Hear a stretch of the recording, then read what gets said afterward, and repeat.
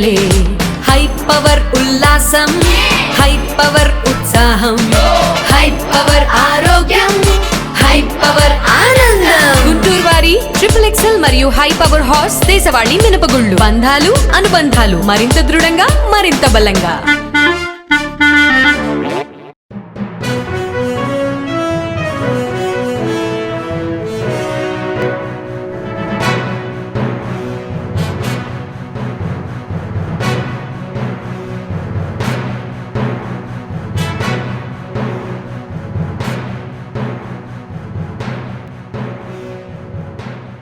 నమస్కారం. Next G news కి స్వాగతం. ఈనాటి వార్తా విశేషాలు. అమరావతి ఒక నగరం కాదు, ఒక శక్తి అని దేశ ప్రధాని నరేంద్ర మోదీ అన్నారు.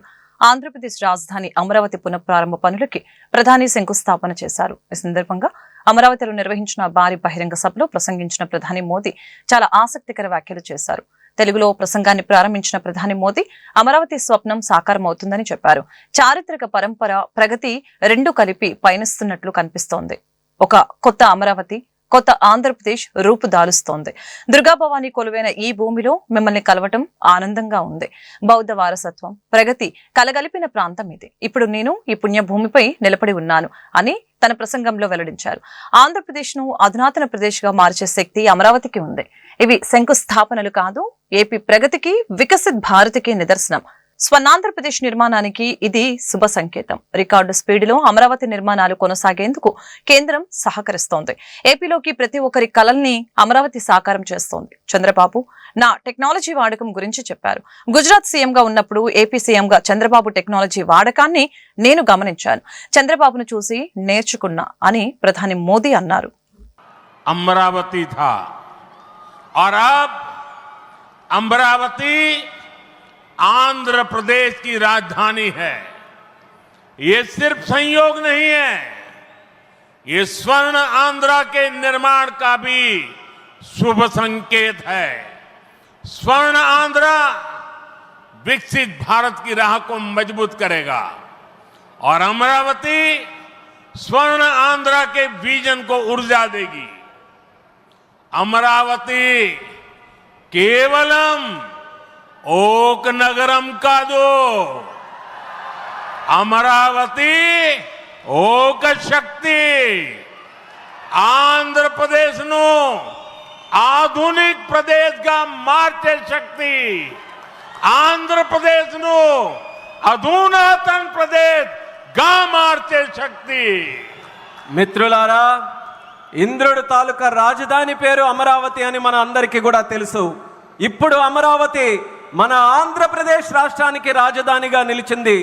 ఇది కేవలం యాదృచ్ఛికం కాదు, ఇది స్వర్ణ ఆంధ్రప్రదేశ్ రాష్ట్ర నిర్మాణానికి శుభ సూచకం అనేది తెలియజేస్తున్నాను. స్వర్ణాంధ్ర ఏపీ కళల రాజధాని అమరావతి కేవలం ఒక నగరం మాత్రమే కాదు, 5 కోట్ల మంది ప్రజల సెంటిమెంట్ అని సీఎం చంద్రబాబు అన్నారు. రాష్ట్ర ప్రజల ఆత్మగౌరవం, ఆత్మవిశ్వాసం, ఆశలు, ఆకాంక్షలు ఈ నగరమే ప్రతిరూపమని చెప్పారు. ప్రపంచంలో ఎక్కడా లేని విధంగా 29,000 మంది రైతులు ఏకంగా 34,000 ఎకరాల భూమిని రాజధానికి పూలింగ్ కింద ఇచ్చారంటే దేశానికి కాదు, ప్రపంచానికే ఇదొక చరిత్ర అని చెప్పారు. అలాంటి అమరావతి నగర నిర్మాణం తలపెడితే గత 5 ఏళ్లలో ఎలాంటి విధ్వంసం జరిగిందో చూశామని అన్నారు. ఉగ్రవాదంపై పోరులో మోదీకి అండగా ఉంటామని ప్రకటించారు. అలాగనే కుల గణనపై మోడీ నిర్ణయం గొప్పదని ప్రశంసించారు. మోడీ సహకారంతో ఒక బలమైన ఆర్థిక వ్యవస్థగా ఏపీని రూపకల్పన చేస్తామని హామీ ఇస్తున్నా అని అన్నారు. అమరావతి కోసం రైతులు వీరోచితంగా పోరాడారు. మీ పోరాటం వల్లనే అమరావతి పునఃప్రారంభమైంది. ఇది మీ అందరి విజయం. బాధలు, అవమానాలు, లాఠీ దెబ్బలు తిన్నారు, జైళ్లకు వెళ్లారు, అయినా వెనకడుగు వేయలేదు. హ్యాట్సాప్. ఇలాంటి ఉద్యమాన్ని నా చరిత్రలో ఎన్నడూ చూడలేదు, మళ్ళీ చూస్తానని కూడా నమ్మకం లేదు. అలాంటి ఉద్యమం చేసిన ఉద్యమకారులందరికీ సెల్యూట్ చేస్తున్నా అని అన్నారు. 5 కోట్ల మంది ప్రజలు నా రాజధాని అమరావతి అని చెప్పుకునేలా నిర్మిస్తాం అని సీఎం చంద్రబాబు తెలిపారు. రాజధాని లేని పరిస్థితుల్లో మనం పాలన ప్రారంభించాం. విభజన వల్ల ఉన్న రాజధాని తెలంగాణకి వెళ్ళినప్పుడు మనం రాజధాని లేకుండా బయట వచ్చాం. అమరలింగేశ్వర స్వామి ఆలయం కొలువైన పుణ్యభూమిగా, శాతవాహనుల రాజధానిగా, బౌద్ధుల ఆత్మహత్య కేంద్రంగా, కృష్ణమ్మ తీరాన విరసిల్లిన అమరావతిని రాజధానిగా ఎంపిక చేసుకున్నాం. అమరావతి కేవలం ఒక నగరం కాదు, 5 కోట్ల ప్రజల సెంటిమెంట్, ప్రజల ఆత్మ గౌరవానికి, ఆత్మవిశ్వాసానికి, ఆశలకు, ఆకాంక్షలకు ప్రతిరూపం. ప్రపంచంలో ఎక్కడా లేని విధంగా 29,000 ఎకరాలు, 29,000 మంది రైతులు, 34,000 ఎకరాలు భూమి రాజధానికి ల్యాండ్ పోలింగ్ కింద ఇచ్చారంటే ఒక భారతదేశానికే కాదు ప్రపంచానికే ఇది ఒక చరిత్ర. అలాంటి నిర్మాణం తలపెడితే దానిపైన మనం చూశాం విధ్వంసం 5 సంవత్సరాలు. ఇక్కడ రైతులున్నారు, రైతు కూలీలున్నారు, రైతు మహిళలున్నారు, వీరోచితంగా పోరాడారు. మీ పోరాటం వల్లనే ఈరోజు అమరావతికి మళ్ళీ పనుల పునఃప్రారంభం అయిందంటే అది మీ అందరి విజయమని మరొక్కసారి విజ్ఞప్తి చేస్తున్నా. అమరావతి రైతులు గత 5 ఏళ్లుగా నలిగిపోయి లాటి దెబ్బలు తిన్నారని డిప్యూటీ సీఎం పవన్ కళ్యాణ్ అన్నారు. అమరావతి పునర్నిర్మాణ సభలో ఆయన ప్రసంగించారు. గతంలో రైతులను కలిసినప్పుడు మా కన్నీళ్లు తుడిచేదెవరు అని అడిగినట్లు గుర్తు చేసుకున్నారు. అమరావతి 5 కోట్ల మందికి సంబంధించిన హబ్ అని అభివర్ణించారు. దేశమే తమ కుటుంబంగా మోదీ భావిస్తున్నారని కొనియాడారు. అమరావతి పునఃప్రారంభానికి విచ్చేసిన ఆయనకు చేతులెత్తి నమస్కరిస్తున్నట్లు చెప్పారు. దివిసీమ తుఫానుల గత ప్రభుత్వం అమరావతిని తుడిచేసింది. ధర్మయుద్ధంలో అమరావతి రైతులే విజయం సాధించారు. రాజధాని రైతుల పోరాటానికి శిరస్సు వంచి నమస్కరిస్తున్నా. అమరావతి రైతుల త్యాగాలను మర్చిపోలేం. వారి త్యాగాలకు జవాబుదారీగా ఉంటాం. రాజధాని నిర్మించి అమరావతి రైతుల రుణం తీర్చుకుంటాం. రైతులు భూములు ఇవ్వటం మాత్రమే కాదు, రాష్ట్రానికి భవిష్యత్తునిచ్చారు. అమరావతి ప్రపంచ స్థాయి సర్వశ్రేష్ఠ రాజధానిగా ఆవిర్భవిస్తోంది. కేంద్రం, రాష్ట్రంలో ఎన్డీఏ ప్రభుత్వాలు ఉండటం వలన శరవేగంగా అభివృద్ధి జరుగుతోంది. భవిష్యత్తులో మన విద్యార్థులు బెంగళూరు, హైదరాబాద్ వలస వెళ్లరు. అందరం కోరుకున్నట్లే చంద్రబాబు సీఎం అయ్యారు. ఆయన పాలన దక్షతతో అమరావతిని అద్భుత రాజధానిగా తీర్చిదిద్దుతాం. అమరావతి రాష్ట్రానికి కాదు, దేశానికి తలమానికంగా నిలుస్తోంది. అమరావతికి సహకరిస్తున్న మోదీకి ధన్యవాదాలు. భవానీ మాత మోదీని మరింత శక్తివంతుని చేయాలని ఆశిస్తున్నట్లు పవన్ తెలిపారు. 34,000 ఎకరాలు ఇచ్చి 29,000 పైచిలకు రైతులు గత 5 సంవత్సరాలుగా నలిగిపోయి ఇక్కడికి వచ్చి రోడ్ల మీదకి వచ్చి ముళ్ళ కంచెల మధ్యలో కూర్చొని పోలీసు లాఠీ దెబ్బలు తిని కేసులు పెట్టించుకొని ఇంట్లో పెద్దవాళ్ళని కానీ చాలామందిని 2,000 పైచిలకు రైతులు ప్రాణాలు కోల్పోయి మీరు నలిగి బాధపడి మీ కన్నీళ్లు తుడిచే వాళ్ళు ఉన్నారా ఆ రోజునని చాలాసార్లు మహిళా రైతులు నన్ను అడిగారు. ఇది గౌరవ ప్రధానమంత్రి శ్రీ నరేంద్ర మోదీ గారికి తెలుస్తుందా అని ఒకసారికి 5 సంవత్సరాల క్రితం మీరు అడిగారు. నేను ఆ రోజు ఆయనకి తెలియకుండా ఏది ఉండదు, అమరావతి శాశ్వత రాజధానిగా ఉంటుందని ఆ రోజు మేమందరం కలిపి మాట ఇచ్చాం. ఆ ఇచ్చిన మాట ప్రకారం ఈ రోజున గౌరవ ప్రధానమంత్రి గారి చేతుల మీదుగా మళ్ళీ ఇంకొకసారి పునఃప్రారంభం జరగబోతుంది. ఇది ఆది శంకరాచార్య 1237వ జయంతి సందర్భంగా తిరిగి అమరావతి పునఃప్రారంభం కావటం చాలా ఆనందాన్ని కలగజేస్తుంది. మనందరం 5 కోట్ల మంది ప్రజలకి సంబంధించి ఇది ఒక హబ్, ఇది సెంటర్, నర్వ్ సెంటర్. ఇది అంటే మనందరికి సంబంధించిన ఇల్లు. ఇది మనందరం ఎవరిని అడుగుతున్నామంటే ఒక ప్రధానమంత్రి గారు పూర్వం సన్యాసాశ్రమంలో ఉన్నప్పుడు ఆయనకి అనికేత్ అనే పేరు పెట్టారు. అనికేత్ అంటే అర్థం పరమశివుడు, ఇల్లు లేనివాడని.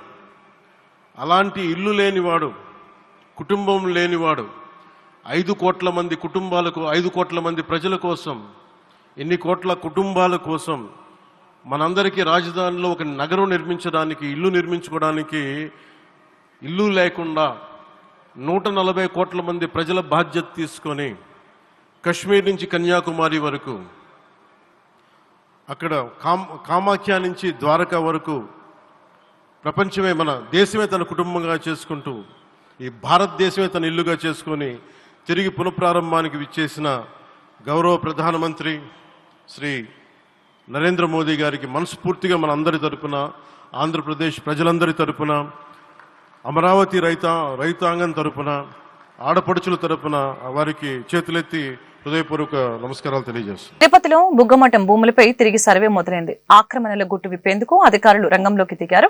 16వ ఆర్థిక సంఘం పర్యటన దృష్ట్యా గత నెలలో సర్వే వాయిదా పడిన ఈ సర్వే ఇవాళ జరుగుతుంది. అలాగనే బుగ్గమఠం భూముల సర్వే కోసం గత నెల 11న మాజీ మంత్రి పెద్దిరెడ్డితో పాటు మరొక నలుగురికి దేవాదాయ శాఖ నోటీసులు ఇచ్చింది. 261/1, 261/2 సర్వే నెంబర్లో 3.88 ఎకరాలు ఆక్రమించినట్లు నోటీసులు అందించారు. అయితే ఆ భూములతో తమకు సంబంధం లేదని మాజీ మంత్రి పెద్దిరెడ్డి పేర్కొన్నారు. తన సోదరుడు ద్వారకానాథరెడ్డి కొనుగోలు చేశారని చెప్పారు. జీవో నెంబర్ 3ని నిర్వీర్యం చేసిన గత ప్రభుత్వం ఇప్పుడు దాని గురించి మాట్లాడటం హాస్యాస్పదంగా ఉందని మంత్రి సంధ్యారాణి మండిపడ్డారు. 16,000కు పైగా పోస్టులతో మెగా డిఎస్సీ ఇస్తే వైసీపీ నేతలు గిరిజన అభ్యర్థుల్ని రెచ్చగొట్టి బంద్లు చేయిస్తున్నారంటూ ఆగ్రహం వ్యక్తం చేశారు. గిరిజన యువత వైసీపీ రాజకీయ క్రీడలకు బలి కావద్దని మంత్రి విజ్ఞప్తి చేశారు. మరొక వైపు అల్లూరు జిల్లా పాడేరు ఏజెన్సీలో 2వ రోజు బంద్ కొనసాగుతోంది. గిరిజనులకు ప్రత్యేక డిఎస్సీ ఇవ్వాలంటూ గిరిజన సంఘం ఆధ్వర్యంలో ఆందోళన చేపట్టారు. పాడేరు ఆర్టీసీ కాంప్లెక్స్ కూడలి వద్ద బైఠాయించి నినాదాలు చేశారు. అరకు ఎంపీ తనుజారాణి అభ్యర్థులకు మద్దతు తెలిపారు. జీవో నెంబర్ 3ని పునరుద్ధరించాలని డిమాండ్ చేశారు. అల్లూరు సీతారామరాజు జిల్లాలో మన గిరిజన యువత బంద్ చేస్తున్నారు. గత 5 సంవత్సరాలుగా జీవో నెంబర్ 3ని పూర్తిగా నిర్వీర్యం చేసి చంపేసింది వైసీపీ ప్రభుత్వమే. జీవో నెంబర్ 3కి ప్రత్యామ్నాయంగా సమాన హక్కులు కల్పిస్తూ ఇంకో జీవో తీసుకురావడానికి కూటమి ప్రభుత్వం పూర్తి స్థాయిలో దాని మీద ట్రై చేస్తోంది. ఖచ్చితంగా కూటమి ప్రభుత్వం గిరిజనులకి న్యాయం చేస్తుంది అని మీ అందరికీ తెలియజేస్తున్నాను. ఆ మెగా డిఎస్సీని క్యాన్సిల్ చేయమని గిరిజన యువత పట్టుబడుతున్నారు. ఇది నిజంగా భావ్యమేనా? రాష్ట్రంలో అందరూ కూడా ఈ మెగా డిఎస్సీ కోసం ఎన్నో కలలకని ఎదురు చూస్తున్నారు. ఇలాంటి సమయంలో మనం క్యాన్సిల్ చేయమంటాం ఎంతవరకు సమంజసమో మీరు ఒకసారి ఆలోచించండి. మెగా డిఎస్సీలో 16,500 పోస్టులకు గాను 2,000 పైచిలుక పోస్టులు మన ఎస్టీలకే ఇస్తున్నటువంటి సంగతి మీ అందరికీ కూడా తెలుసు. ఈ ధర్నా ఏదైతే ఉందో, ఈ ర్యాలీలు ఏవైతే ఉన్నాయో, ఈ బంద్లు ఏవైతే ఉన్నాయో వీటిని వైసీపీ నాయకులు ముందు పెట్టి నడిపిస్తున్నారు. వైసీపీ నాయకుల తాలూకా క్రీడలో వాళ్ళ తాలూకా పైచాచిక ఆనందానికి మీరు బలైపోకండి. దయచేసి గిరిజన యువత మీరు ఎవరి మాటలు నమ్మి మోసపోకండి. డ్రగ్స్ ముఠాలపై నార్కోటిక్స్ కంట్రోల్ బ్యూరో ఎన్సీబీ ఉక్కుపాదం మోపుతుందని అమిత్ షా తెలిపారు. గత 4 నెలల్లో దేశంలోని 4 రాష్ట్రాల్లో ఎన్సీబీ 547 కోట్ల రూపాయల విలువైన మాదక ద్రవ్యాలను స్వాధీనం చేసుకుందని సామాజిక మాధ్యమం ఎక్స్ లో పోస్ట్ చేశారు. మాదక ద్రవ్యాల అక్రమ రవాణాకి పాల్పడుతున్న 15 మందిని అరెస్టు చేసినట్లు చెప్పారు. మాదక ద్రవ్యాల పట్ల జీరో టాలరెన్స్ విధానంలో భాగంగా ఢిల్లీ, హిమాచల్ ప్రదేశ్ లోని ఒక డిస్ట్రిబ్యూటర్ నుంచి 1.36 కోట్ల విలువైన సైకోట్రోపిక్ మాత్రల్ని స్వాధీనం చేసుకున్నట్లు అమిత్ షా తెలిపారు. ఉత్తరాంధ్ర హరిద్వార్ లోని ఒక తయారీ సంస్థ నుంచి 11,693 కోడైన్ ఆధారిత దగ్గు సిరప్ బాటిల్లో 2.9 కిలోల ట్రామాడోల్ పౌడర్ ని ఎన్సీబీ స్వాధీనం చేసుకుంది. ప్రధాని మోదీ మార్గనిర్దేశంలో మాదక ద్రవ్యాల రహిత దేశాన్ని నిర్మించే దిశగా ఈ చర్య పెద్ద ముందడుగు అని అమిత్ షా పేర్కొన్నారు. గోవాలోని షీర్గావ్ లో కొలువైన ప్రసిద్ధి లైరాయి దేవి ఆలయంలో ఈ తెల్లవారుజామున జరిగిన వార్షిక జాతర సందర్భంగా అపశృతి చోటు చేసుకుంది. భక్తులు భారీ సంఖ్యలో పాల్గొన్న ఊరేగింపులో ఒక్కసారిగా తొక్కిసలాట చెలరేగటంతో 6 ప్రాణాలు కోల్పోగా సుమారు 50 మందికి పైగా తీవ్ర గాయాలయ్యారు. మృతుల్లో 17 ఏళ్ల బాలుడు కూడా ఉన్నట్లు సమాచారం. ప్రధానమంత్రి నరేంద్ర మోదీ ఈ ఘటనపై తీవ్ర దిగ్భ్రాంతి వ్యక్తం చేశారు. మృతుల కుటుంబాలకి సంతాపం తెలిపిన ప్రధాని గాయపడిన వారు త్వరగా కోలుకోవాలని ఆకాంక్షించారు. స్థానిక యంత్రాంగం బాధితులకు అండగా నిలుస్తుందని ఆయన పేర్కొన్నారు. गोवा में शिरगांव ले रही यात्रा की रात को आज सुबह 4 से 5 बजे तक जो स्टैम्पेड हुआ, उस स्टैम्पेड में 6 लोगों की डेथ हो गई. अप्रॉक्सीमेटली 50 लोगों से ज़्यादा लोग इंजर्ड हो गए. मुझे 5 बजे खबर मिलते ही मैं खुद होके वहाँ से निकला. हमारे पूरे पुलिस साइट पे थे, पुलिस पूरे कंट्रोल ले चुके थे. एक्चुअली जिन लोगों को शिफ्ट किया तो शिफ्ट हॉस्पिटल में लाने से पहले ही 6 लोगों की डेथ हो चुकी थी. बाकी सभी लोगों के मैंने कम्युनिटी हेल्थ सेंटर में खुद होके मैं पहले गया. वहाँ पे 2 लोग की डेड बॉडी थी. बाकी लोग की ट्रीटमेंट अच्छी तरह से कम्युनिटी हेल्थ सेंटर जो इंसिडेंट्स के प्लेस से 6-7 किलोमीटर पे हॉस्पिटल है, वहाँ पे ट्रीटमेंट दे रहे थे. कुछ लोगों को रिफ़र हमारे डिस्ट्रिक्ट हॉस्पिटल में किया था. वह डिस्ट्रिक्ट हॉस्पिटल में भी मैं खुद होके गया. वहाँ पे 4 लोगों की डेड बॉडीज़ थी और बाकी 10 लोग एडमिट थे, उनके ट्रीटमेंट अच्छी तरह से कर रहे हैं। वहाँ से डायरेक्टली हमारे गोवा मेडिकल कॉलेज भी अपेक्स हॉस्पिटल वहाँ पे हैं, वहाँ पे बाकी लोगों के ट्रीटमेंट चल रही हैं। 10 लोग वहाँ पे एडमिट हैं, 4 लोगों को इंक्यूबेट कर चुका है, एक उसमें से सीरियस है। इस पूरी इंसिडेंट्स में जो हर साल वहाँ पे जत्रा होती है, 50,000 से ज़्यादा क्राउड हर साल वहाँ पे अग्नि दिव्य कुंड से जाने के लिए वहाँ पे लोग आते हैं, जत्रा में देवी का दर्शन लेने के आते हैं। टेम्पल कमेटी और पुलिस एडमिनिस्ट्रेशन हमेशा के लिए वहाँ पे अच्छा सा एडमिनिस्ट्रेटिव फोर्स रख के सभी कंट्रोल करते हैं, लेकिन ये इंसिडेंट जो हुआ ये दुखद घटना है। इस तरह के इंसिडेंट पहले कभी नहीं हुआ था। इस इंसिडेंट्स के बारे में खुद होके प्राइम मिनिस्टर नरेंद्र मोदी जी ने मुझे आज सुबह सुबह ही फ़ोन लगाया और इस इंसिडेंट्स की पूरी उन्होंने पूछताछ की और जिन जिन को कुछ सपोर्ट चाहिए तो सपोर्ट देने की भी उन्होंने कहा कि और कुछ सपोर्ट चाहिए तो खुद होके सेंटर से भी वो देने के कहा। लेकिन हम पूरी तरह से सभी की ट्रीटमेंट और बाकी व्यवस्था कर रहे हैं। मैं जिनके डेथ हो गई है उनके प्रति दुख व्यक्त करता हूं और जिन जिन को ट्रीटमेंट की ज़रूरी है मेरे पूरे एडमिनिस्ट्रेशन की तरफ से हम पूरी मदद दे रहे हैं। मेरे गोवा मेडिकल कॉलेज, जिला हॉस्पिटल और कम्युनिटी हेल्थ सेंटर के सभी डॉक्टर्स अच्छी तरह से उनकी ट्रीटमेंट कर रही हैं। जो बाकी जो इंसिडेंट्स हुआ है उसकी इंक्वायरी करने के लिए एसपी नॉर्थ और कलेक्टर बोथ उसकी एक्चुअल इंक्वायरी कर रहे हैं। क्यों ये इंसिडेंट्स हुआ इसके बारे में जानकारी मिलेगी, लेकिन क्राउड ज़्यादा, भीड़ ज़्यादा होने से लिए कुछ लोगों ने जो वहाँ से भगदौड़ मचाई, इसलिए इस इंसिडेंट्स हुआ। फर्स्ट इंसिडेंस पे तो ऐसे दिखता है। मैं इस दुखद घटना जो गोवा में पहली बार इस तरह की दुखद घटना हुई, इसलिए सरकार के 3 दिन के कार्यक्रम हम रद्द कर रहे हैं। కడపలోని పాత కడప చెరువుని కబ్జా చేస్తున్న అక్రమార్కుల్ని రెవెన్యూ అధికారులు అడ్డుకున్నారు. అక్రమార్కుల నుంచి టిప్పర్లు, యంత్రాలను స్వాధీనం చేసుకున్నారు. రోజు రాత్రి వేళల్లో గుట్టు చప్పుడు కాకుండా వచ్చి చెరువు స్థలాన్ని టిప్పర్లతో చదును చేస్తున్నట్లు స్థానికులు అధికారులకు ఫిర్యాదు చేయడంతో కబ్జాకు అడ్డుకట్ట వేశారు. క్రీడలు, చదువుల్ని సమన్వయం చేసేలా హైదరాబాద్ లోని పలు క్రీడా సంస్థలతో ఓక్సాన్ యూనివర్సిటీ అవగాహన ఒప్పందం కుదుర్చుకుంది. సంయుక్త school, Pullela Gopichand academy, Anju Bobby George academy, MSK Prasad అకాడమీలు ఈ ఒప్పందంలో భాగస్వాములయ్యారు. తమ వద్ద ఉన్న బ్రెయిన్ ట్రైన్ ల్యాబ్ లో వ్యక్తి మానసిక, శారీరక బలాలను శాస్త్రీయంగా అంచనా వేయవచ్చని ఓక్సన్ ప్రతినిధులు తెలిపారు. ప్రతి మనిషి జీవితంలో క్రీడలు ఎంతో ముఖ్యమైనవని Woxsen university vice president doctor Raul V Rodriguez, Gopichand, MSK Prasad, Anju Bobby తెలిపారు. ఆడాలి చిన్నప్పుడు వాళ్ళకి వాళ్ళ లైఫ్లో ఆట అనేది చాలా అవసరం. పెద్ద అయిన తర్వాత వాళ్ళు పెద్ద ప్లేయర్లు కాలేకపోతే అప్పుడు మధ్యలో వాళ్ళు స్పోర్ట్ను వదిలేసి ఎడ్యుకేషన్ ఫుల్ టైం చేసుకునే అవకాశం మనకి స్కూల్ లెవెల్ నుంచి హైయర్ ఎడ్యుకేషన్ లెవెల్ వరకు ఉండాలనే ఉద్దేశంతో ఇది మొదలుపెట్టింది. ప్రతి ఒక్కళ్ళు కూడా ఆటలు ఆడాలి అనేది మనం పబ్లిక్లోకి తీసుకెళ్ళాలి. ఇవన్నీ పేపర్ మీదే ఉంటున్నాయి ఇప్పటిదాకా. దాన్ని ఒక రోల్ మోడల్ కాన్సెప్ట్తో బయటకు వచ్చేసాము. ఫస్ట్ టు స్టార్ట్ ఆఫ్ ఇది స్కూల్లో మొదలు పెట్టాలని. ప్రతి ఒక్కళ్ళు కూడా ఆటలు ఆడాలి. ఆటలు ఆడటం వల్ల యాక్చువల్ చాలామంది అనుకుంటారు ఆటలు శరీరానికి సంబంధించింది, కానీ ఆటలు మనసుకు సంబంధించింది. సో మనకి చదువులు మేబీ డిగ్రీలు ఇవ్వచ్చు, మేబీ ఉద్యోగాలు ఇవ్వచ్చు, కానీ జీవించడానికి కావాల్సినవి ఆట నుంచి వచ్చే క్వాలిటీసే. సో గెలుపు, ఓటములు ఇవన్నీ కూడా తీసుకోవాలంటే it's not just about education, they is something beyond education. అది మనకి ఆటలు నేర్పిస్తాయి అని ఈ ఫిజికల్ లిటరసీ, ఈ ఫిజికల్ ఎడ్యుకేషన్ అనమాట. ఇది యాక్చువల్గా మనం చదువుకుంటాం చిన్నప్పుడు కూడా ఫిజికల్ ఎడ్యుకేషన్ అంటే దీని రియల్ మీనింగ్ అది. So I'm extremely proud and happy to associate with all my friends, Gopi, Prasad and Anil and Oxford University. This is something new what we are trying to bring here, education and sports together. And see, always education is giving you the wisdom and sports is giving you the courage to live. So together we are not actually telling that we can create more champions. We are definitely trying that, but again we are trying to build a strong ecosystem in sports and a strong ecosystem in education.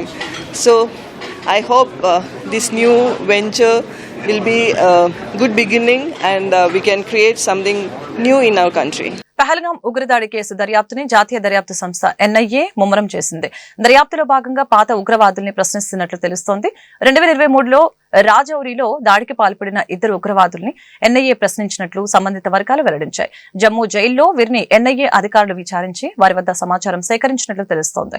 Pahalgam ఉగ్రవాదులకి వీరితో సంబంధం ఉండొచ్చనే కోణంలో దర్యాప్తు చేస్తున్నట్లు అధికారులు వెల్లడించారు. 2023 జనవరిలో రాజౌరిలోని డోంగ్రి గ్రామంలో 2 ఉగ్రవాదులు దాడి చేశారు.